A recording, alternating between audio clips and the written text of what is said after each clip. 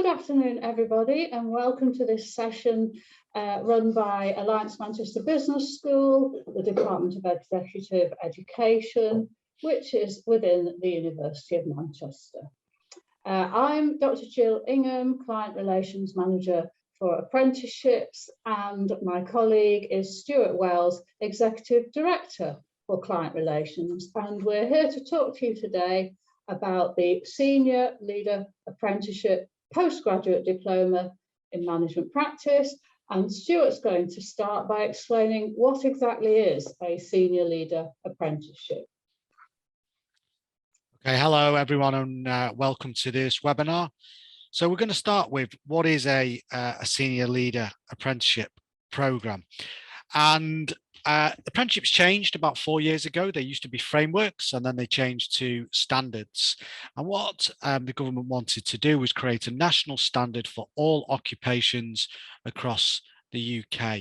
So what they did was they formed trailblazer groups. So these are groups of individuals who are part of organisations, so large and small public and private sector, and they come together to develop knowledge, skills, and behaviours that can go across a wide range of organisations. They're also joined by university and professional bodies, but the whole idea of apprenticeships are that they are employer-led. Now, the benefits of apprenticeships is there are now knowledge, skills, and behaviours across England that whoever takes this qualification can say, I've met those knowledge, skills, and behaviours. And as an employer, you've got clear visibility of what your employees are studying towards, because you can see the knowledge, skills, and behaviours that they're developing throughout the programme. Now, the programme itself, the Postgraduate Diploma Management Practice, is 24 months, but as this is a Senior Leader Apprenticeship programme, you also have something called the Endpoint Assessment, which Jill will talk about today, and that can take up to another 5 months. So really a maximum of 29 months in total. Now, in terms of funding for the Senior Leadership programme, if you are a levy payer and you have a payroll bill of over £3 million, the programme is fully funded.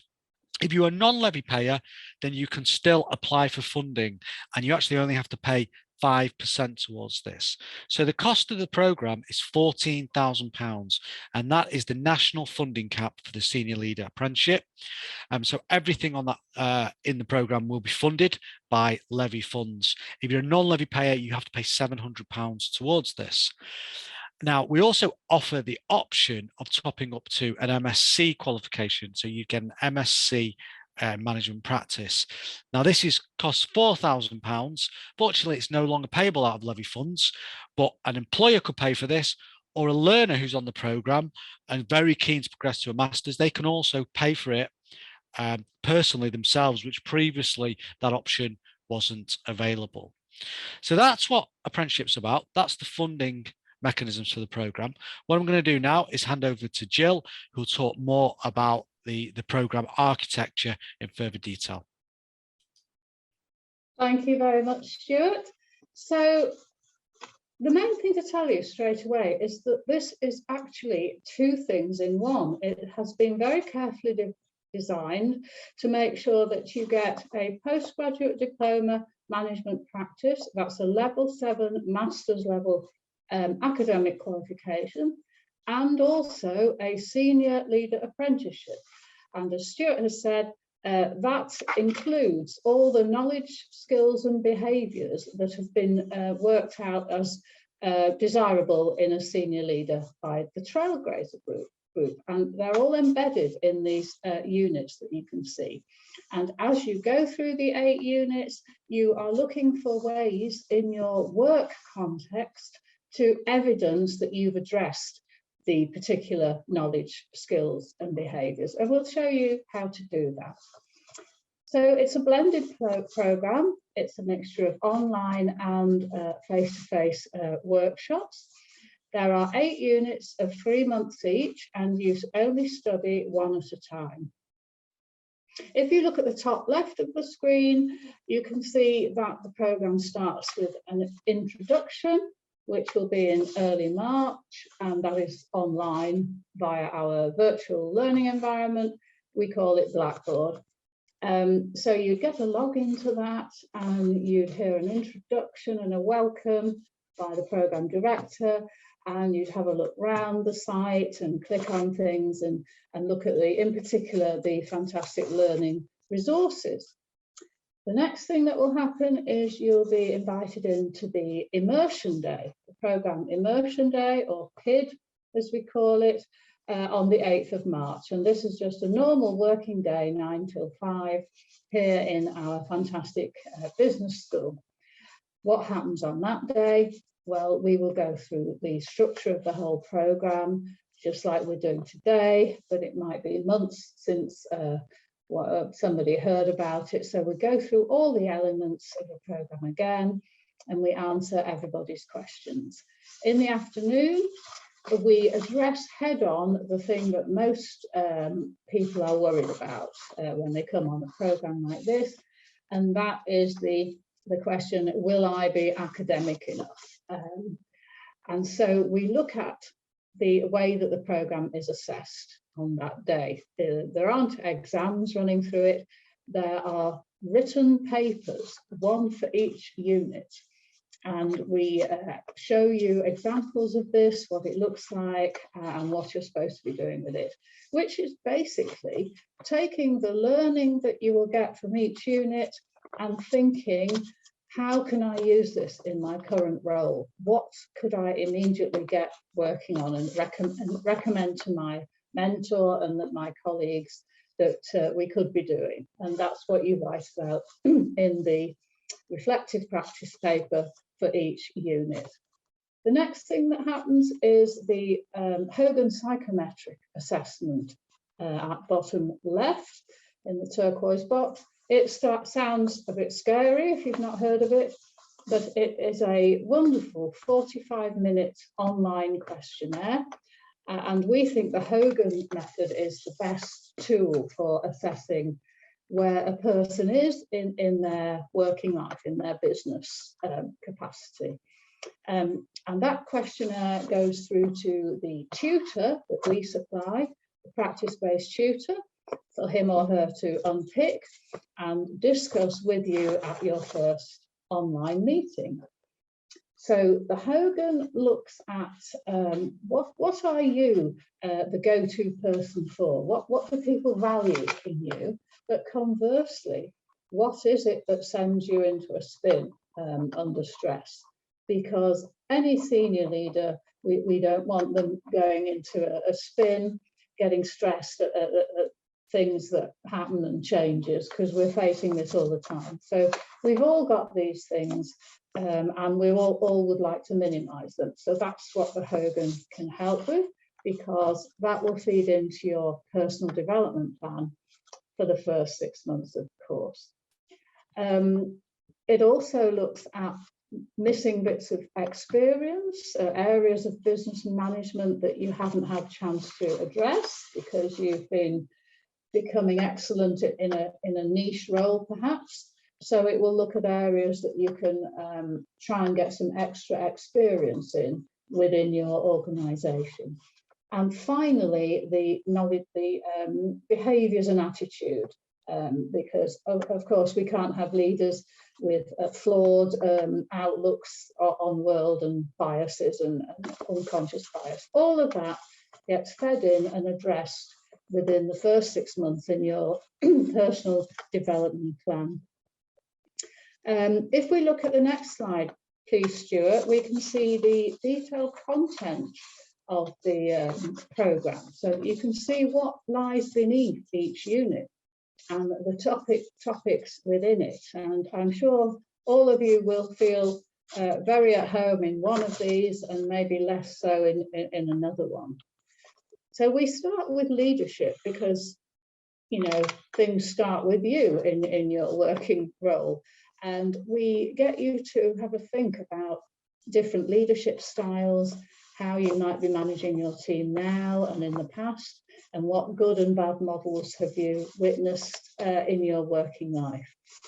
Then we move on to market-led strategy and putting, you know, looking at what's going on in our sector and our target market and changes and how we can best respond to that using all the digital capabilities at our disposal.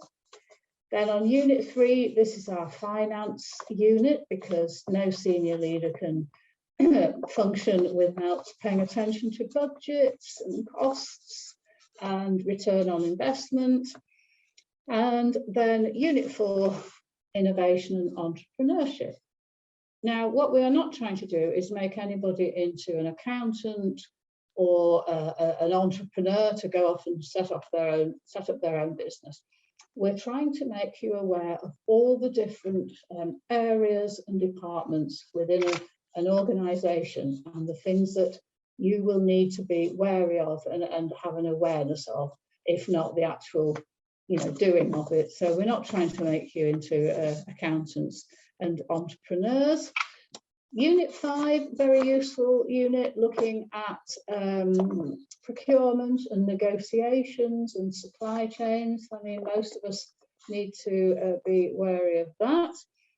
Unit 6 is a fantastic unit because it's all about project management, but not necessarily the projects we've got on at the moment. This will help you with any project at any time in the future. The 7th unit has a very fancy title, but fundamentally it's big data and digital for business, which again, all senior leaders need to be aware what they can be using, in that context, what they can learn from that. And then finally, Unit 8 doesn't have any lectures or new content, if you like. It's a chance to stand back and think, right, have I put in all my evidence that I need to put in? Have I got the best pieces in? Where did I start off from? What has been my learning journey? And what kind of a leader am I now after 2 years? So it's your final narrative. And it's also a preparation for the endpoint assessment, which I'll come on to in a minute. And all of the portfolio remains with you on the system for you to take forward into your future careers.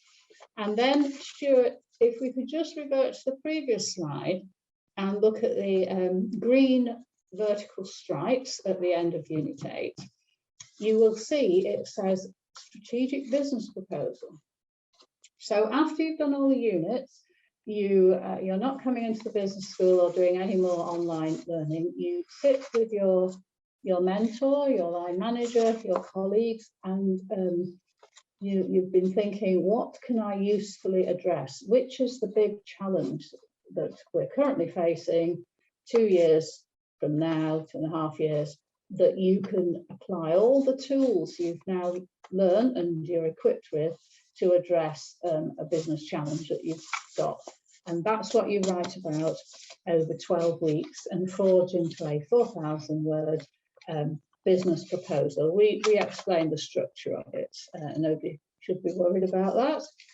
And then if we go on to the next slide, please, Stuart.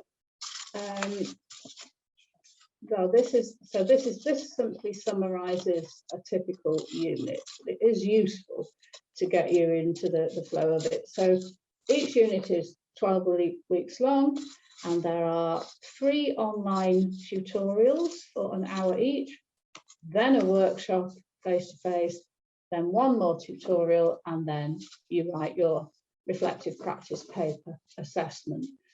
So please ignore any of the dates and times on this. It's just as an example. What happens in the online tutorial? So look at the first one, the purple vertical bar on the left.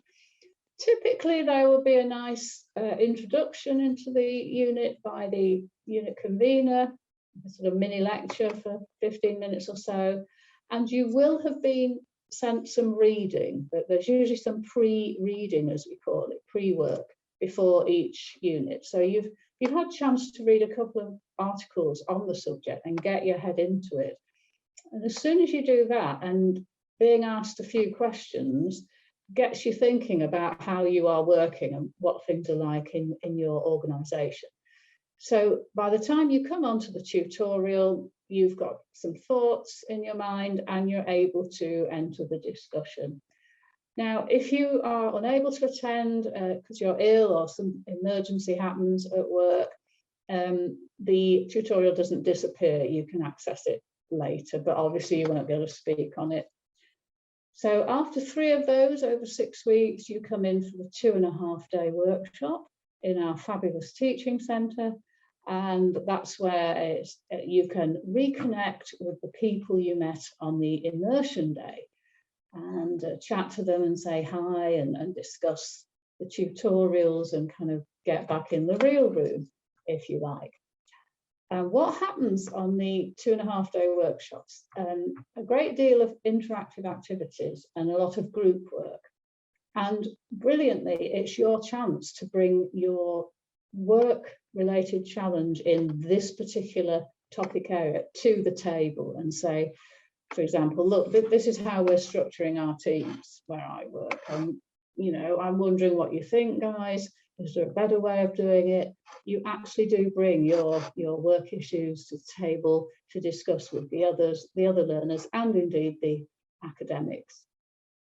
Hopefully all the time you're keeping some notes of your thoughts, so that by the time you have the 4th tutorial, you're well into the topic.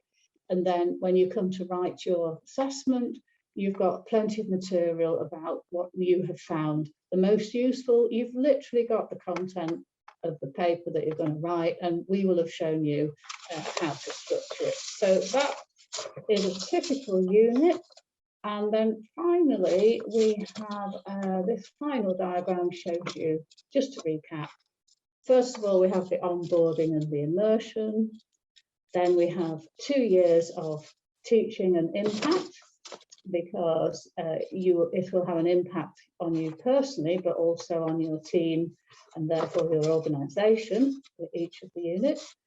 Then you've spent the 12 weeks writing the proposal, and we send that plus your portfolio through to the endpoint assessor, which in our case is the Institute of Learning and Management, and it will be the tutor and your mentor will agree that you're well and truly ready to meet the assessor, do a 15-minute presentation, and then have a professional discussion. And it should absolutely be your chance to show off, armed with all the tools and everything you've done up until then. So it should be an enjoyable event. Now, if you've been scoring 50% on all the assessments, at least 50%, and you're absolutely loving the learning and the studying, and you really would like to continue to get the title of MSc, then that is an option we'll give you after 18 months. And some people will say, yeah, I'm going to carry on. I've got £4,000 of my own to pay for this extra part, or my employer is willing to do it. And or others of you may say, no, my personal circumstances have changed. I can't do any more studying at the moment. I'm going to leave that for now. And if you're wondering what we do on that extra 6 months, then do get in touch, because I can tell you more about it. But basically, you're doing another separate project with our academics. So I think we're now going to hand over back to Stuart to talk about the great support that will be available to you. Great, thank you, Jill. So now I want to talk through a couple of roles which are very much specific to apprenticeship programs, and that's the practice-based tutor role and the work-based mentor role.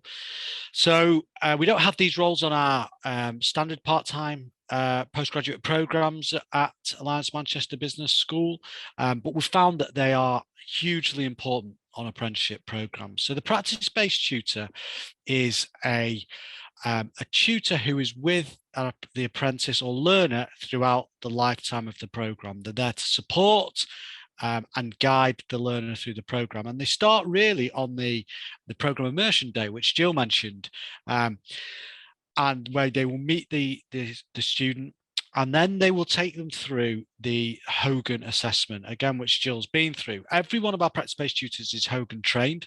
And what they'll do is they'll work with the learner to develop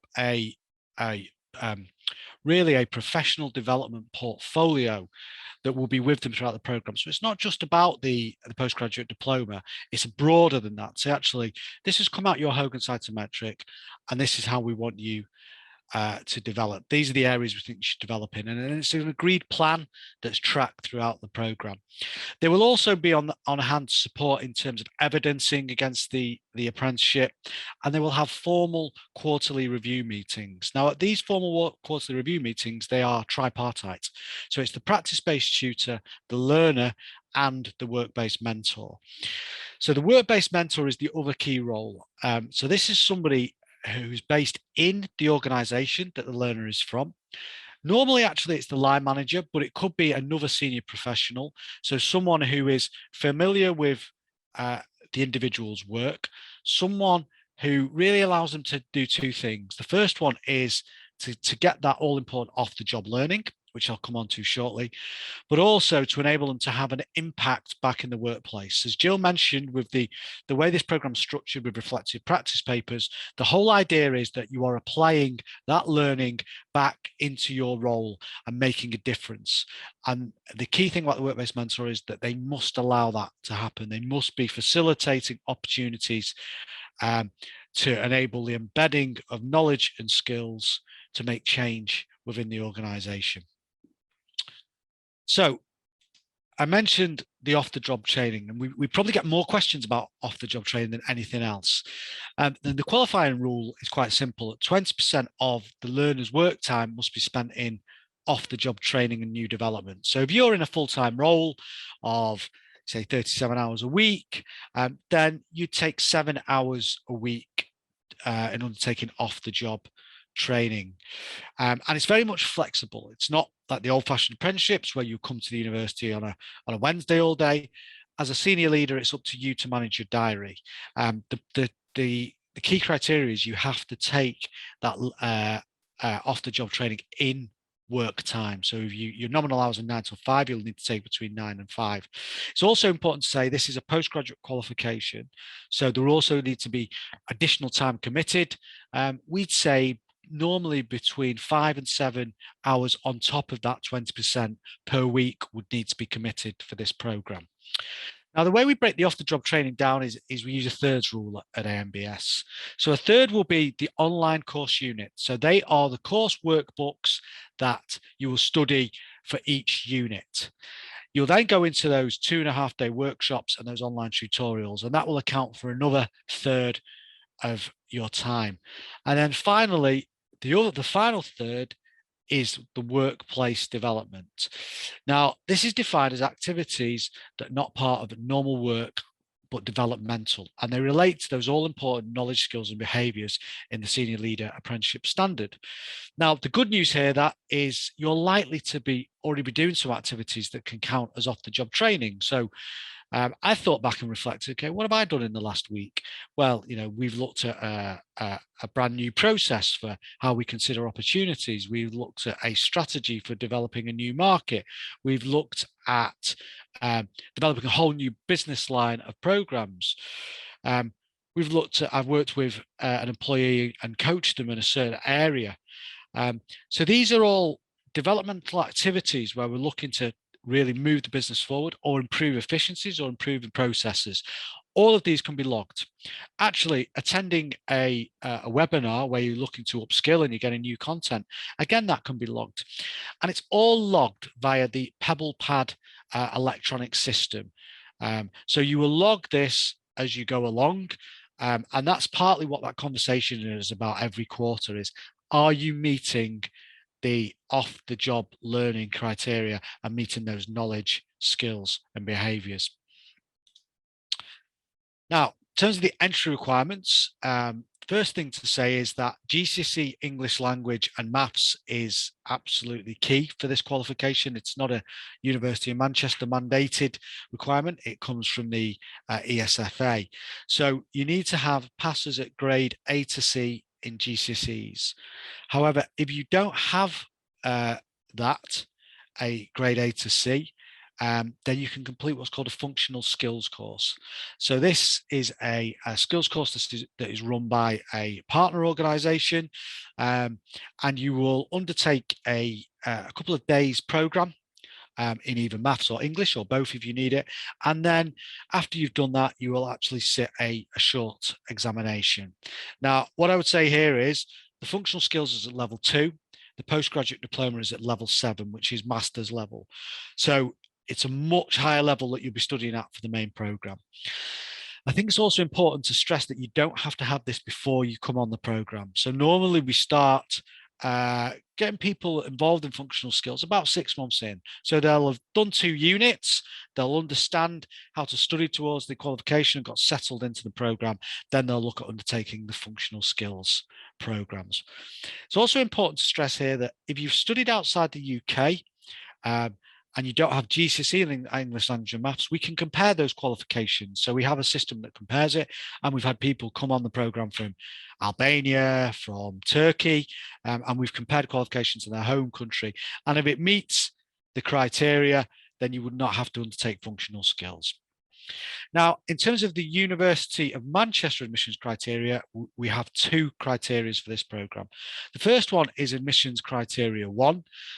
So if you've got 3 years management experience, and this could be line management or project management experience where you're leading teams, and you have a 2-1 degree from a recognised university or an alternative academic or professional qualification that matches a 2-1 degree, then you will be accepted to the program. The admissions criteria 2, which is what we call our non-standard entry route. And about 30% of people who come on our multi-organisational cohorts come through this route. You need to have 5 years significant management experience, a substantial record of achievement in business and leadership. And the way you demonstrate this is through a submission of a CV, so we can see how that you've progressed in your career. And these are for people who've not got a 2-1 or haven't been to university. And what I've got to say is about 30% of people who come on that multi-organisational cohort come through this route. Apprenticeships are all about widening participation. So if you meet this criteria, we strongly advise you to apply and go down this route. The one thing I like to point out, though, is there are really 2 reasons why you can't apply for this program. The first is if you have a postgraduate qualification in management already, and this could be with a university, it could be with the Chartered Management Institute, it could be with the Institute of Leadership and Management, then we're not able to accept you to the program. The other criteria is that if you are a head of an organization, so if you are a owner of an organization or you're a chief executive of an organization, fortunately, we can no longer accept you onto the program because it's important to have that mentor. And the rules really state that because you're so senior in an organization, you haven't got someone to report up to. So therefore, we can't accept you on the program, unfortunately. Now, in terms of the application process, you can find out more at our website. There's the link there, but if you simply Google Postgraduate Diploma Management Practice Alliance Manchester Business School, then that'll take you straight to our page. Jill's details are here, so please contact Jill. There's her email address and mobile number. Please feel free to give her a call, and she'll be able to talk you through any questions that you have. Please, please, please review the admissions requirements. I think it's important to state also that applications are open and the deadline for the program shuts on the 10th of January. Now, for this program, we are only accepting applications for 1 cohort this time round, and the deadline is the 10th of January. But we're not waiting to the 10th of January to consider those applications. So it's important you get your application in as early as you can. It's also important that you speak with your line manager or your work-based mentor, or both if your line manager isn't your work-based mentor, to get approval to go on the program. You will need their permission before applying. Once you have that, please, please, please let us know that you're looking to apply, and then we will be able to invite you to apply via our application system. And the benefit of the application system is you don't have to do the application all in one go. You can start it on a Monday and you can finish it on a Friday, and it saves it as it's going along. Also, it's important to stress at this stage, please start gathering your evidence. Please start gathering your GCSE certificates, and will require 2 references to be able to come on the programme from your employer or previous employers. If your employer has not agreed an apprenticeship contract with us, at this stage, we would reach out to them and we'd work with them to agree those apprenticeship contracts. You will then need to apply. Once you've submitted your application, it normally takes us between about 2 to 4 weeks to turn this around, because we'd also have to look at your prior learning to understand how much you've done before coming on the program, to see whether you have any exemptions in terms of those units. But once we've got your application, we've got all the contracts agreed, then you will be accepted onto the Senior Leader Apprenticeship. And don't worry, it'll be well in good time for the start of the program in March. As soon as you're accepted, then you will get access to the Blackboard learning site that Jill mentioned, so you can start preparing to study on the qualification.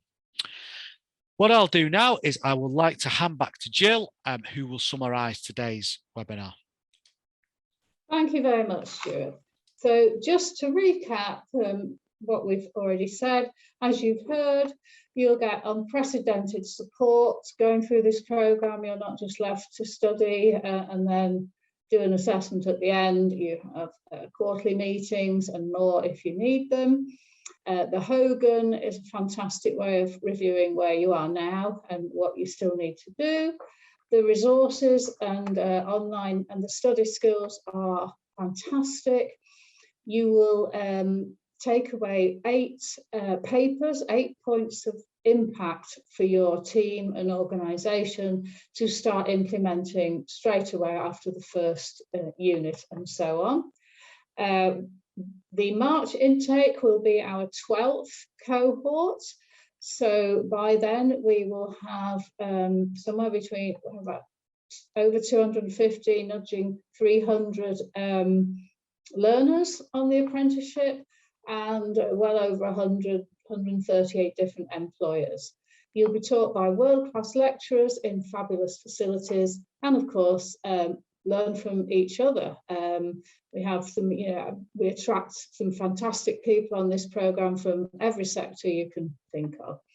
And of course, if you are a commissioner, not only will your member of staff emerge from their niche area to embrace the wider areas of management, they will become more confident and be able to play a more significant role in the strategic direction. So that'll be great for succession planning and also employee retention and motivation.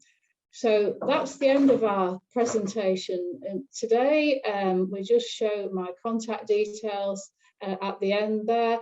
There I am, look, there's my email and phone number. So do that, and then we can have a personal meeting on Teams to discuss your background and any questions you've got. So thank you very much indeed, and we look forward to hopefully working with you soon. Thank you. Thanks everyone, and we'll see you soon.